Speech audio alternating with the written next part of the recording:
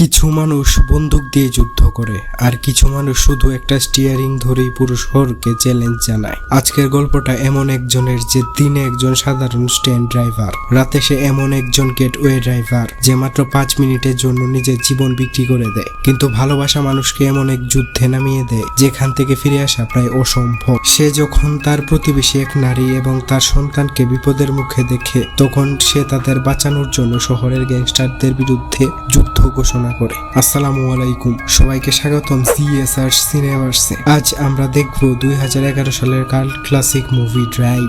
Ryan Gosling অভিনীত এই সিনেমাটি শুধু একটি গাড়ি তাড়া করার গল্প নয়, এটি একাকিত্ব, ভালোবাসা, আত্মত্যাগ এবং সহিংসতা মাঝেও মানবিকতা ধরে রাখার গল্প। কম কথা, অসাধারণ সিনেমাটোগ্রাফি, অবিশ্বাস্য ব্যাকগ্রাউন্ড মিউজিক আর অসাধারণ অভিনয়ের জন্য আজও ড্রাইভ সিনেমাটি বিশ্বের অন্যতম সেরা ক্রাইম ড্রামা হিসেবে বিবেচিত হয়। তাহলে আর দেরি না করে চলুন শুরু করা যাক আজকের গল্প। তো এই গল্পটি শুরু হয় ক্যালিফোর্নিয়ার লস অ্যাঞ্জেলেস শহরের এক ড্রাইভারকে নিয়ে। সে অত্যন্ত অভিজ্ঞ একজন ড্রাইভার যে সম্পূর্ণ চুপচাপ থেকে নিজের কাজ করে এবং তার নাম কেউ জানে না। ড্রাইভার শ্যানন নামের এক গ্যারেজ মালিকের এখানে মেকানিকের কাজ করে এবং একই সাথে সেই গ্যারেজ থেকে গাড়ি নিয়ে সে রাতে চোরদের গেট ওয়ে ড্রাইভার হিসেবেও কাজ করে। ড্রাইভারের একটাই নিয়ম থাকে যে চুরি হওয়ার ঠিক 5 মিনিটের মধ্যে সে তার চোর প্যাসেঞ্জারদের পুলিশের হাত থেকে বাঁচিয়ে বের করে নিয়ে যাবে। কিন্তু 5 মিনিট হয়ে যাওয়ার পর সে চোরদের জীবনের কোনো ঝুঁকি নেয় না এবং এই 5 মিনিটের নিরাপদ ড্রাইভিং এর জন্য চোরেরা তাকে টাকা দেয়।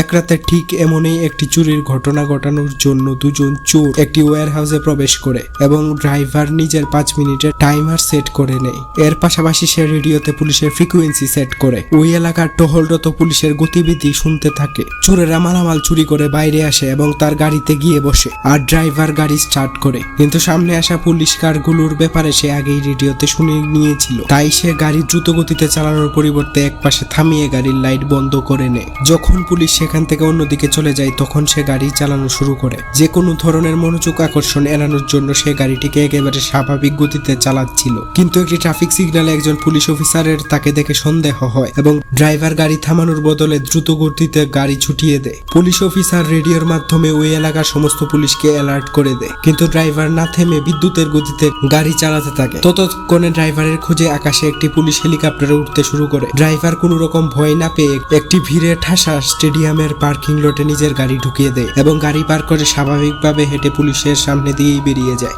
ড্রাইভার নিজের কাজ শেষ করে বাড়ি ফিরে আসে এবং নিজের অ্যাপার্টমেন্টে যাওয়ার সময় সে ওরিনকে দেখতে পায়। ওরিন এই বিল্ডিং এরই তার প্রতিবেশী যে তার 5 বছরের ছেলে বিনিশের সাথে থাকে, কিন্তু ড্রাইভার এদের সাথে কখনো কথা বলে না। পরের দিন সকালে আমরা ড্রাইভারকে একটি সিনেমার সেটে শ্যাননের সাথে দেখতে পাই এবং আমরা জানতে পারি যে ড্রাইভার অতিরিক্ত টাকার জন্য সিনেমার শুটিং এ গাড়ির বিপজ্জনক স্ট্যান্টও করে থাকে।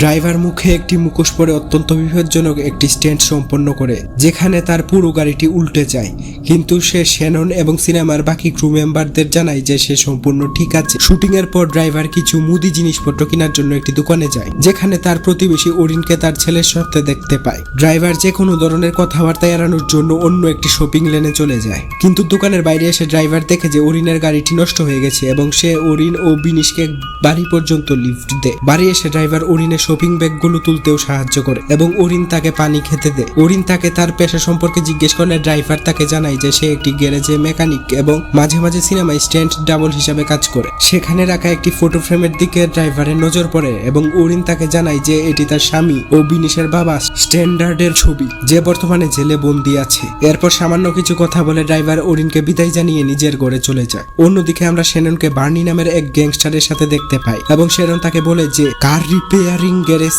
থেকে সে খুব একটা ভালো আয় করতে পারছে না, তাই সে রেসিং কারে বিনিয়োগ করতে চায়। এর জন্য সে বার্নির কাছ থেকে সুদের বিনিময়ে লোন চায়। বার্নি বলে যে কার রেস হলো একটি অত্যন্ত ঝুঁকিপূর্ণ জুয়ার মতো, তাহলে সে লোনের টাকা দিয়ে এই ঝুঁকি কেন নিতে চাইছে। শ্যানন বলে যে সে রেসিং কারের উপর নয় বরং ড্রাইভারের উপর টাকা লাগাতে চলেছে। তার কাছে এমন একজন ড্রাইভার আছে যার মূল পেশনেই হলো স্পিডিং কার এবং তাকে কেউ হারাতে পারবে না। ঠিক তখনই সেখানে নিনো নামের আরেক গ্যাংস্টার প্রবেশ করে যে বার্নির পার্টনার। সে সামনে বসে শ্যাননকে খোঁচাতে থাকে এবং আমরা জানতে পারি যে বেশ কয়েক বছর আগে এই নিনো শ্যাননের একটি পা ভেঙে দিয়েছিল কারণ শ্যানন সময় মতো তার লোনের টাকা ফেরত দিতে পারেনি। বার্নি বলে যে সে রেসিং কারে নিজের টাকা লাগাবে, তবে তার আগে সে শ্যাননের এই ড্রাইভারের সাথে দেখা করতে চায়। পরের দিন শ্যানন তাকে একটি রেসিং ট্র্যাকে ডাকে যেখানে ড্রাইভার একটি স্পোর্টস কারকে তার সর্বোচ্চ গতিতে ছোটায়। শ্যাননের ড্রাইভারের এই দক্ষতা দেখে বার্নি অত্যন্ত মুগ্ধ হয় এবং তার সাথে দেখা করার পর সে শ্যাননকে টাকা দিতে রাজি হয়ে যায়। কিছুদিন পর ওরিন নিজের গাড়ি ঠিক করানোর জন্য শ্যাননের গ্যারেজে আসে এবং শ্যানন লক্ষ্য করে যে ড্রাইভার ও ওরিন একে অপরকে চেনে। ড্রাইভার যখন ওরিনের গাড়ি মেরামতের জন্য পরীক্ষা করছিল তখন শ্যানন ওরিনকে বলে যে ড্রাইভার তার সবচেয়ে যোগ্য এবং বিশ্বস্ত মেকানিক, যে খুব কম কথা বলে কিন্তু মনের দিক দিয়ে অত্যন্ত পরিষ্কার একজন মানুষ।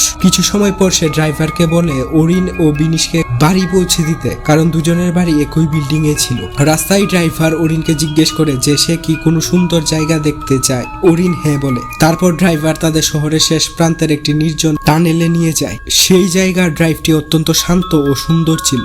বাড়ি ফিরে আসা পর্যন্ত বিনিশ ড্রাইভারের কাঁধেই ঘুমিয়ে পড়ে এবং ড্রাইভার ও ওরিনও একে অপরের প্রতি বন্ধুত্বপূর্ণ হয়ে পড়ে। ড্রাইভার একদিন ওরিনকে তার সাথে ডেটে যাওয়ার কথা বলে এবং ওরিনও রাজি হয়ে যায়। শীঘ্রই তারা একে অপরের খুব কাছাকাছি আসতে শুরু করে এবং এখন প্রতিদিনই কাজ শেষে তারা লং ড্রাইভে যেতে থাকে। এভাবে ড্রাইভার এখন বিনিশ ও ওরিনের জীবনের একটি অংশ হয়ে ওঠে। একদিন গ্যারেজে নিনো ও বার্নি আসে, যেখানে নিনো নতুন গাড়িগুলো দেখে শ্যাননকে গালিগালাজ করে এবং বার্নিকে বলে যে তুমি হয়তো এই ভাঙাচোরা গাড়িগুলোতে তোমার সমস্ত টাকা ডুবিয়ে দিয়েছো। বার্নি ড্রাইভারের সাথে রেসের ব্যাপারে কথা বলতে চায় কিন্তু সব সময়ের মতো ড্রাইভার বেশি কথা বলে না, যার ফলে বার্নি ড্রাইভারকে ভয় দেখাতে শুরু করে এবং তাকে রেসের ব্যাপারে সিরিয়াস হতে বলে। সে তাকে এটাও জানায় যে আমরাই শ্যাননের বহু বছর আগে একটি পা ভেঙে দিয়েছিলাম যখন সে আমাদের টাকা ফেরত দিতে দেরি করেছিল এবং আমরা আমাদের টাকার কোনো ক্ষতি দেখতে পারি না। কিন্তু ড্রাইভার বার্নিকে বিন্দুমাত্র গুরুত্ব না দিয়ে নিজের বাড়ি চলে যায়। বাড়িতে ওরিন ড্রাইভারকে তার সাথে বাইরে আসতে বলে এবং তাকে জানায় যে তার স্বামী আগামী সপ্তাহে জেল থেকে ছাড়া পেয়ে বাড়ি ফিরে আসছে। এই খবর শুনে ড্রাইভারের মন ভেঙে যায় এবং সে ওরিনের থেকে দূরত্ব বজায় রাখতে শুরু করে। পরের সপ্তাহে যখন ওরিনের স্বামী স্ট্যান্ডার্ড জেল থেকে মুক্ত হয়ে বাড়ি ফিরে আসে তখন তাদের বাড়িতে একটি পার্টি হয় এবং ড্রাইভার সেই পার্টিতে যায় না। রাতে সে দেখে যে ওরিন করিডোরে একা বসে আছে এবং তারা দুজন কথা বলছিল। এমন সময় স্ট্যান্ডার্ড সেখানে চলে আসে। স্ট্যান্ডার্ড ড্রাইভারকে ধন্যবাদ জানায় এবং বলে যে বিনিশ তাকে বলেছে ড্রাইভার তার ও ওরিনের কতটা সাহায্য করেছে। ড্রাইভার কিছু না বলে হেসে সেখান থেকে চলে যায়। ড্রাইভার একটি ডিনারে কিছু খেতে যায় কিন্তু সে ওরিনের সাথে কাটানো সময়গুলো ভুলতে পারছিল না। যখন সে ডিনার থেকে বাড়ি ফিরে আসছিল তখন সে দুজন গুন্ডাকে তাদের বিল্ডিং এর পার্কিং থেকে বের হতে দেখে। ড্রাইভার দেখে যে সেই দুই গুন্ডা যেখানে স্ট্যান্ডার্ডের জন্য এসেছিল, যারা তাকে বিনিশের সামনে অত্যন্ত নির্মম ভাবে মারধর করছে। ড্রাইভার তাকে ঘরে নিয়ে যায় এবং জিজ্ঞেস করে যে এই লোকগুলো কারা ছিল। স্ট্যান্ডার্ড বলে যে সে এই গ্যাং এর কিছু লোকের কাছ থেকে জেলে থাকার সময় কিছু টাকা ধার নিয়েছিল এবং এখন এই গ্যাং সেই টাকার উপর সুদ চাপিয়ে চাপিয়ে সেই অ্যামাউন্টটিকে বিশাল বড় করে তুলেছে। এখন এই লোকেরা সেই ঋণের বদলে আমায় দিয়ে একটি ডাকাতি করাতে চায় এবং আমার মানা করার কারণে তারা আমাকে পিটিয়েছে। আমি যদি তাদের ঋণ দ্রুত পরিশোধ করতে না পারি তবে ওই লোকেরা ঘরে এসে ওরিন ও বিনিশকেও ক্ষতি করতে পারে। ড্রাইভার বিনিশকে দেখে যে সে অত্যন্ত ভয় পেয়েছিল এবং সে বিনিশের হাত থেকে একটি বুলেট পায় যা সেই গ্যাংস্টাররা তাকে ভয় দেখানোর জন্য দিয়েছিল।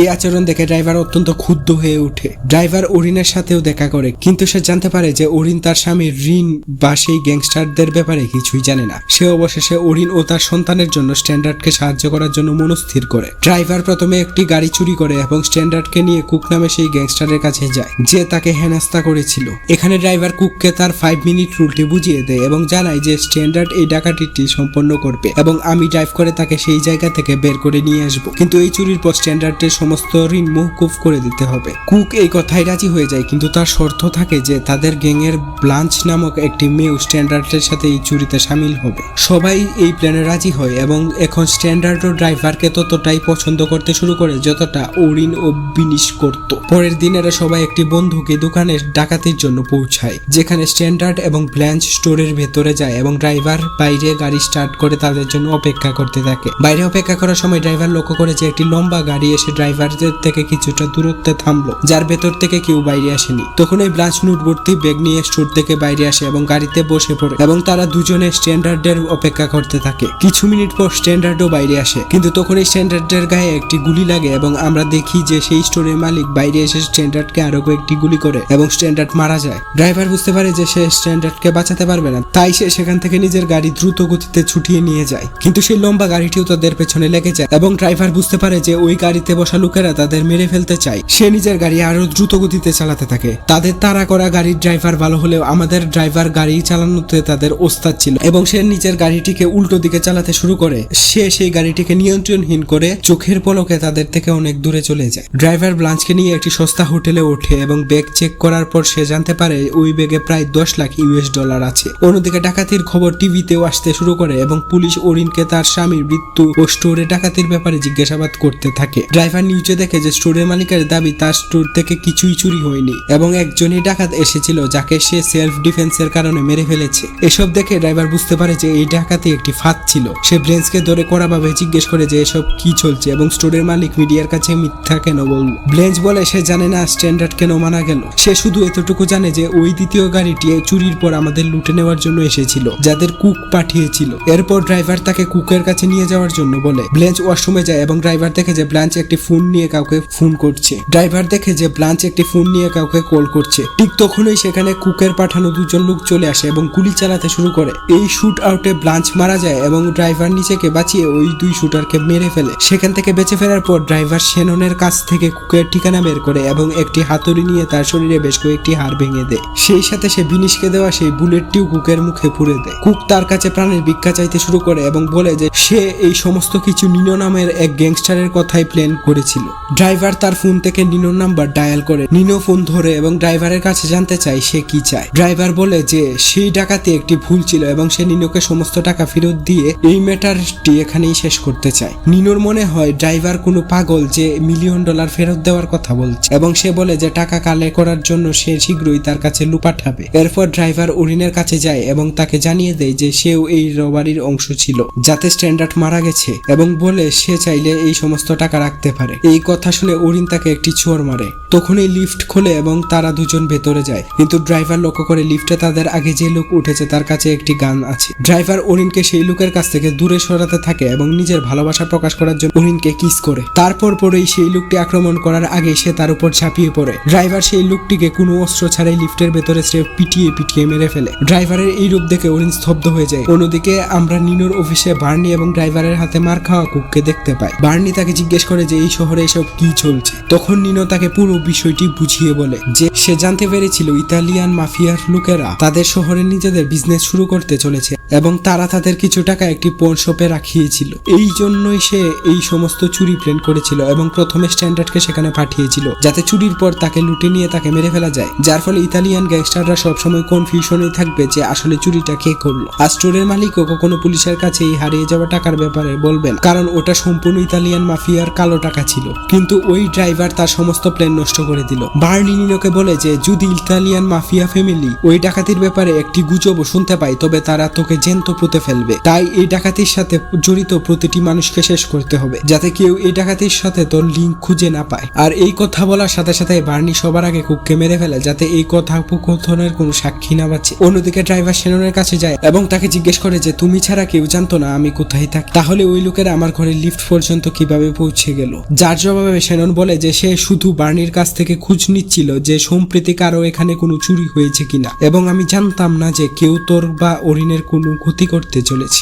ড্রাইভার তাকে বলে যে বার্নি এবং নিনো দুজনেই এখন আমাদের পেছনে আসতে পারে, তাই অবিলম্বে এই শহর ছেড়ে চলে যাও। শেনন যখন এই শহর থেকে পালিয়ে যাওয়ার প্রস্তুতি নিচ্ছিল তখন এই বার্নি সেখানে তার গ্যারেজে চলে আসে। বার্নি শেননকে জিজ্ঞেস করে যে আজকাল সেই ড্রাইভার কোথায় আছে। শেনন তার কাছে মিথ্যা বলে যে হয়তো সে মেক্সিকো চলে গেছে। বার্নি একটি রেজার দিয়ে শেননের হাতের বেশ কয়েকটি রক কেটে দেয় এবং অতিরিক্ত রক্তক্ষরণের শেনন মারা যায়। কিছুক্ষণ পর ড্রাইভার যখন সেখানে আসে সে শেননকে মৃত অবস্থায় দেখতে পায়। তার ডেড বডি দেখে নিনো ও বার্নির উপর তার প্রচন্ড রাগ হয়। সে গাড়ির ডিকি থেকে টাকা বের করে সেখান থেকে নিজের শুটিং এর মেকআপ ভ্যানে চলে যায়। সেখানে গিয়ে সে সেই মাস্কটি পরে নেয় যা সে স্ট্যান্ড করার সময় পরতো। এরপর সে নিনোর উপর নজর রাখতে শুরু করে। নিনো একটি বার থেকে বের হয় এবং ড্রাইভার তার পিছু নেয়। কিছু সময় পর সে তাকে একটি ধাক্কা মারে এবং দ্রুত গতিতে সেখান থেকে উধাও হয়ে যায়। কিছুক্ষণের মধ্যেই সে আবার সেখানে ফিরে আসে এবং একটি জোরে ধাক্কা মেরে নিনোর গাড়িকে রাস্তা থেকে নিচে ফেলে দেয়। নিনো গাড়ি থেকে বের হয়ে এসে পালাতে শুরু করে। ড্রাইভার নিনোকে পালাতে দেয় না এবং তাকে সেখানেই সমুদ্রের পাড়ে পানিতে ডুবিয়ে মেরে ফেলে। এরপর ড্রাইভার ওরিনকে কল করে এবং তাকে সব সময়ের জন্য গুড বাই জানায়।